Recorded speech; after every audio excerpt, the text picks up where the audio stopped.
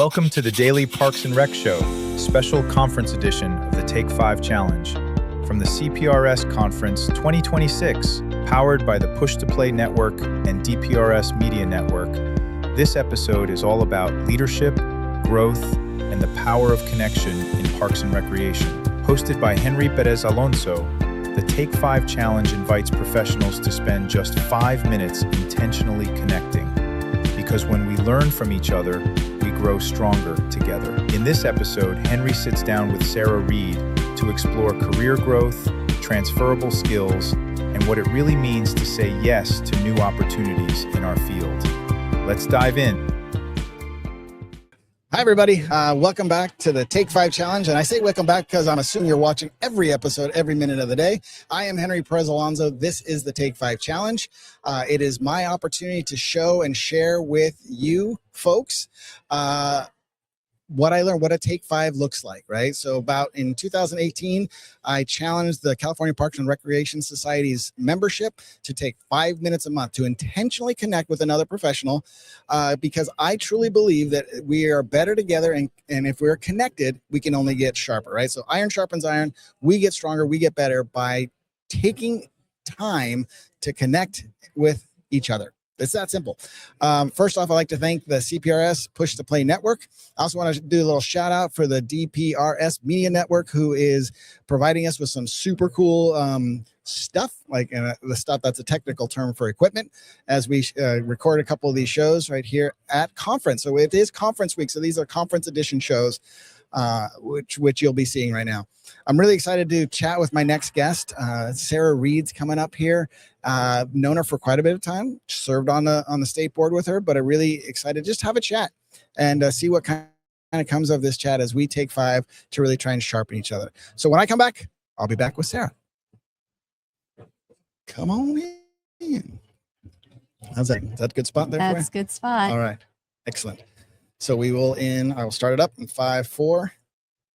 And welcome back to the Take 5 Challenge. I am here with Miss Sarah Reid. So, Sarah, how you doing? Henry, I'm great. How are you? Well, super pumped. I'm excited just to have you here hanging out with me. So that's a good thing. I don't get to see you often because apparently you live somewhere in the middle of the state, or as we like to call it, the Middle Kingdom. So for those folks that are watching, why don't you let them know who you are and where do you work? Yes, so I work for the City of Reedley. We are located southeast of Fresno, right in the heart of California. So right there, smack that is the heart? Yes, the heart. So the beating heart is really in Central California, in case you weren't wondering. For those of you in Northern California and Southern California, sorry, but you're not the heart. So I love that, and I'm so appreciative of here. So just out of curiosity, and I totally off topic, but really I need to know. So Reedley is the location. What is Reedley famous for? We are the fruit basket of the world. So if you drove through Reedley right now, you will see beautiful color with tons of blossoms, but that is our city. It's a fruit basket. So, and little known fact, I believe, if I got this correctly, and correct me if I'm wrong, but back in the day, there was a movie that was a portion of a movie that was filmed in Reedley. Was that, am I right? I got this? Right. You know what I'm talking about? You watched Roadhouse. So Roadhouse, yes, with Patrick Swayze, where he, one of those good fun movies. Yes. But Reedley was it the outdoor? I remember it was like one of the things was the actual clock or something, right? Yes. And then I believe they did some of the footage down in our river park. So if you didn't know that, there is a beach in Reedley. It is one of our public parks, but we have the Kings River that runs through us. So excellent. Now we know that for those of you that are out there, so middle of California, Reedley, the heart, and Roadhouse and fruit basket. The fruit basket of the world? Is that what we're into? Yes, we are the fruit basket of the world. So tell me, so you're at Reedley. How long have you been with Reedley? 23 years now. Yeah, wow. Gosh, it seems like a blink of an eye. But I started there as one of my first real back in a city municipality full-time positions with Reedley, and been there ever since. So what did you start as? Their Recreation Supervisor. Okay. So the benefit of being in a smaller town, we're 25,000. At the time they hired me, of course, it was less than that. But you get your hands in everything. And so I loved it because I would joke at that time that right when one of the programs was starting to push my threshold, or I was getting tired, or you have challenges, boom, we were into the next season and doing something else. But that is so true about our profession, right? It's not, it changes, even though it's cyclical, right? Like we know every, January, we're really working on summer, every, winter we're working on, whatever comes next. And that just sounded weird, but that's okay. But you know what I mean? It's cyclical, but yet there's change that's a coming every season. Yep. And we're able to kind of pour in there and kind of get reinvigorated, I think, by that change. And I love the fact that you pointed that out. I think that's something that's really important for other professionals to catch, right? Yes. Especially when they're like tired at this moment, right? Hey, this season will end. It will end. And then what comes next is great. Yeah. So your current position in Reedley is? I'm their community services director. Ooh. And then I love to share this / airport manager. Whoa. So when that Hail Mary is thrown to your department and you think, why am I getting this? It's because you're community services and they know you can handle it. So I also serve as the airport manager in Reedley. Wow. Do they give you wings? No, I'm learning a lot about the different wings. But no, they don't give me wings. So let's talk about that right now. So you like how things change, Yes. to kind of reinvigorate you. But when you first heard airport, tell me, how did that come about? Well, it came about when I became the director, because before I became the director, I had my hands in all parts of community services. And the airport was one that was just at a distance, right? It's a very specialty thing. You deal with the FAA. Yeah. You think that things are tight and stuffy. Yes, you deal with that branch of federal government. But so when I became the director, that was one part of the role that I just didn't know anything about, right? And so the anxiety of thinking, oh my gosh, now I got to step in with people that almost talk a different language, because there's so many acronyms. There's so many different things that I just didn't know, right? But I approached it, and this is what taught me that you can manage anything because you approach it the same way, right? You surround yourself with great people. You start to grow your network. So now I have a smaller network of airport managers that I can lean on. And then, of course, you have consultants that make sure you're doing things right. And so that was one of those growth moments for me that, wow, I can really manage anything. Right. I think that's fantastic. I think that's the whole key, right? That's the transferable skills. Yes. That's the thing that we try and talk about to our staff and to young professionals, and really understanding that not getting stuck in one place, or not letting yourself get stuck in one place. Because I think if you have a good leader, they're always going to be looking out for you and going, okay, what's your next thing, right? Maybe it's an airport, but you'll never know. But you have to have all these skills ahead of time that are going to allow you to really pivot. Right? Pivot and make that thing happen. I think that's kind of exciting. I did not realize that you had this whole airport thing in you. And any perks that come from the airport? Besides just learning and growing, I think that's one of the things that's kept me excited about the profession, right? You got to have these things that you just look forward to that challenge you. At least that's my personality. And so the airport, I look at it as a beautiful big park. I'm managing that with aircrafts flying around. I love the relationships I've built. I love feeling like the dumbest person at the table sometimes. And now when I talk in these meetings, I'm like, man, I do know what I'm talking about. And so just that, pride that the speaker that we just saw talked about, you have those pride moments, and it's like, wow, I'm okay. I'm doing this. You're doing good. You're doing really good. And I think that is a good lesson for all of us, right? And there are definitely things that I'm like, I know we're community services, but I don't know I want to do that. So, but I'd love to see our professionals like, yes, this one's a new one for me. Airports, I've seen cemeteries, libraries, all that stuff. It's kind of more common, but having someone that manages an airport, I'm going to go brag on you. Yes. Like for days right now. Cause I'm like, do you know that I know someone who manages an airport? And I expect you to come and I'll show you my airport. Let's just fly on in. Is that what it is? So yes, you can. So anyone that wants to go to the heart of the fruit basket, that you got to fly on in there. Fly into Reedley. And I love the fact that you look at it as a park, your little own air park. And I think that that's important for us folks when we are getting something new, to potentially look at it as something familiar versus not. And then I love the fact that you really strive to be okay with being not the smartest one in the room at the moment. I'm not being smart. It's like the one who has less knowledge on this particular topic. Right. Correct. So, and I think that that's something that also our friends and family in the Parks and Rec world really need to kind of grasp and get a hold of. And I like that you're doing that. How do you actually share that same, how much staff do you have? I know you're in a small Small city. So do you have a big staff, small staff? So I have 11 full-time staff, That's but good. what makes us the biggest workforce in the city is our seasonal and part-time Right. staff. So we have at any time 100 and 150 of the seasonal, depending on where we're at and what time of year. So how do you, the director and the airport controller, how do you like share that kind of knowledge, or how are you able to share with your staff that, hey, you can take on anything and it's okay to not know everything right now? Is there something that you do? Is it just is it the Sarah-ness of it all? Well, one, I'm learning that my staff needs to hear from me a little bit more. Right. I used to really put an emphasis on bringing people in to train our staff because I feel like, gosh, they hear from me all the time.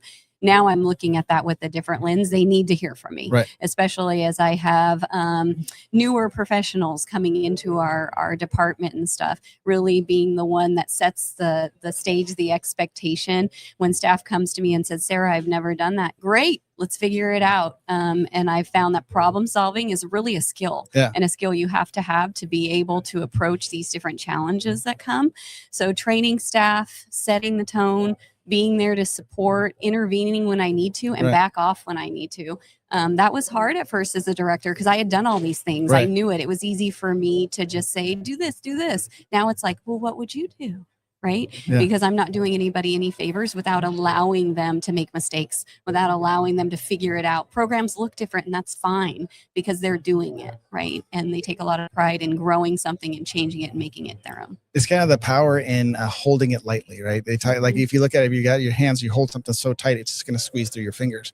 But as part of leadership and leading a group like that, you really do have to kind of do it open-handed and just say, okay, I got to trust in what I'm throwing down so that they can pick it up and kind of go that route. And I think that is key. And I love knowing and seeing and hearing that is something that you do as well. And it's kind of like, cool, I'm on the right track if I'm doing what Sarah's doing.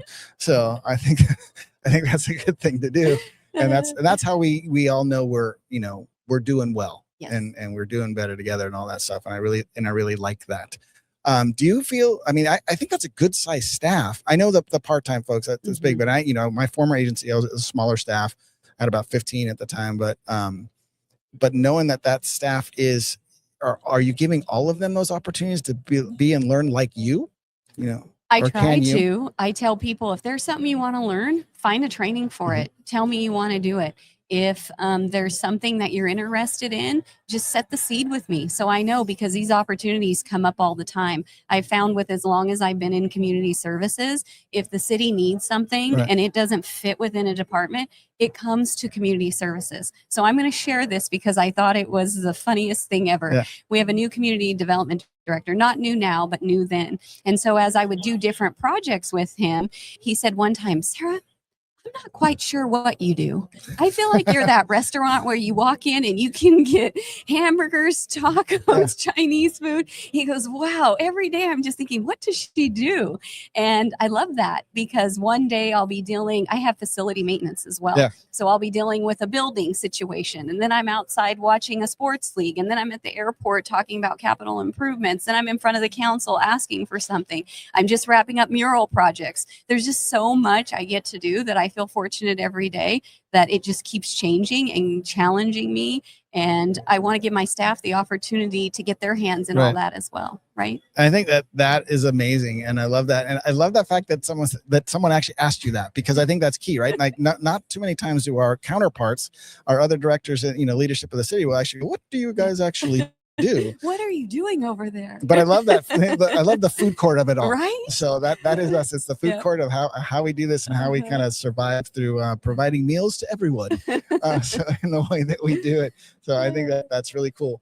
So what would you, from your vast experience in this profession, what kind of advice, and this is like in my little conference shows right now, I'm kind of a lot of times thinking about the younger staff, as you see the younger professionals, you see the students in here.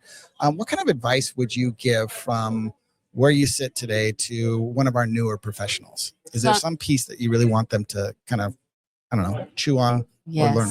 Can I give 2? You can give 7. All right. So I'm gonna do it 2. So first off is problem solving. Problem solve. Yeah. right? If you feel like you've hit a wall, you're not asking the right questions, you're not going the right direction. Come to the supervisors, the directors with answers, not with just challenges and, oh, we're not going to do this because this didn't work. Well, what about this? So really work on problem solving abilities and your ability to look at things differently to figure it out, right? My second word of advice is say yes. I remember when we had a change in administration, we had a surplus of items for the city, and I was asked to coordinate amongst all the departments and to get rid of stuff, to put them in what can we auction, what can we see. And I'm thinking, why are they asking me to do this, right? So fast forward a couple of years, I was asked because I knew all the departments, they knew I would get it done, and I would just make decisions, right? And so it's those moments where you show, and today that reputation still follows me. I feel like if people ask me to do it, they know I'm going to get it done, right? And I'm going to get it done to the best of my ability, and they're not going to have to worry about it. So really say yes and figure out problem solving. I love that. I love both of those, and specifically the problem solving. I think in this world right now, it's you gotta ask some questions. And I love how you said, ask the right questions. If you're not getting it all, you're not asking the right questions. And I think that there is a part of the younger gen right now that may go, just fix it for me. And in this course, I think both you and I are like-minded in the sense of, no, I want you to tell me what you think first. I want you to kind of think it through. And I think that's really important and very appreciative of other folks out there. Again, I'm telling you, man, hearing you right now, I feel like I'm on the right track, and the leadership track is doing really well. So I love those moments where I hear things. I'm like, yeah, I am doing it right. Because even as long as I've been in this biz, and you too, Henry, we do have a little doubt at times, right? Because we're put in roles, but we've just got to make decisions. And sometimes we learn from those decisions, we do them different, or it's like, yeah, I made the right decisions, but we make the decisions, right? 100%. And you keep going. Yeah. I love that. I love that. Hey, so I got to ask as we kind of wrap up too, then I asked this to others, and because it's the Take 5 challenge and all, can I count on you to take 5 with another professional? Will you accept that challenge? Yes. All right. I love that. So I just want to make sure, I have to ask that to every guest, because I wouldn't be me if I didn't. So I do appreciate the fact that you came on, hang out with me, just have a little conversation. As again, this is just two professionals having a conversation. Yep. And I was honored you asked me. When you said it, I was like, oh my gosh, I'm at that point in my career. Henry asked me to No. It's like, I am honored to have you. That's funny. So no, I'm honored to have you on the show, and I just want to thank you. So where can people get a hold of you if they want to, touch base with Sarah? Well, if you don't fly into Reedley, you can definitely find me. Of course, I'm on the city website. I'm easy to connect with. I'm involved with CPRS. Henry can give you my number. There you go. But I always joke that I have lots of opinions. I'm willing to share them, and just love taking time with other professionals, because I just love this career. I love this job, and I've been fortunate enough to do it. So. I love it. So thank you so much for hanging out with me again. I appreciate that, and hope to have you back. Thank you, Henry. So for that, thank you so much. All right, bye. See you.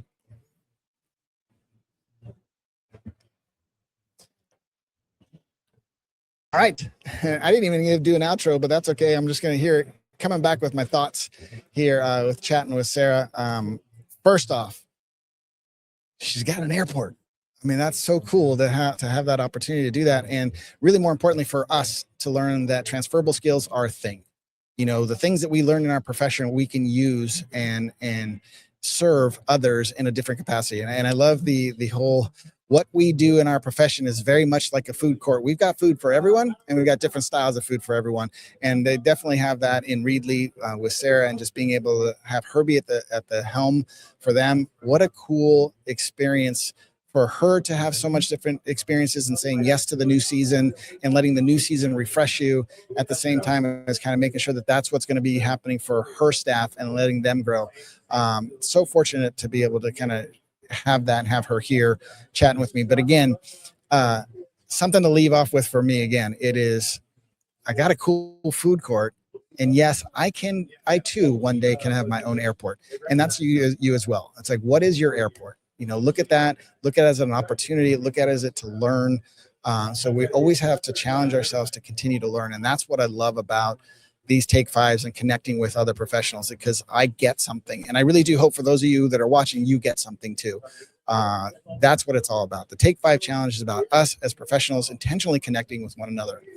I do want to thank Push to Play Network from CPRS for hosting the show, and also for DPRS Media Network for the the cool equipment that they're allowing us to use to record these shows during conference week, because this is conference week, ladies and gentlemen, and we are just enjoying connecting and learning and really kind of diving into making ourselves as professionals better.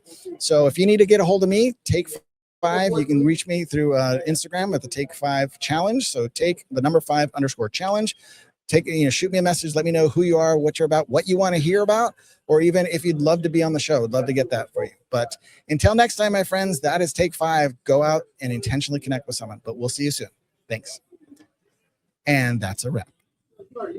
Are you a vendor, brand, or service provider ready to connect with the heartbeat of local communities? At DPRS Media Co., we tell the stories shaping parks and recreation across America. Through podcasts, live streams, videos, and newsletters, we reach frontline leaders, city directors, and decision makers every single week. From youth sports and facilities to programming and policy, our audience is your audience. Sponsoring or partnering with DPRS Media Co. puts your brand in front of the professionals who build, budget, and buy for their communities. Launching a new product, growing your presence in public spaces, targeting cities, counties, or departments, DPRS is your trusted media partner. Whether you're in software, turf, aquatics, robotics, smart cities, or special events, partnering with DPRS puts your brand in the story.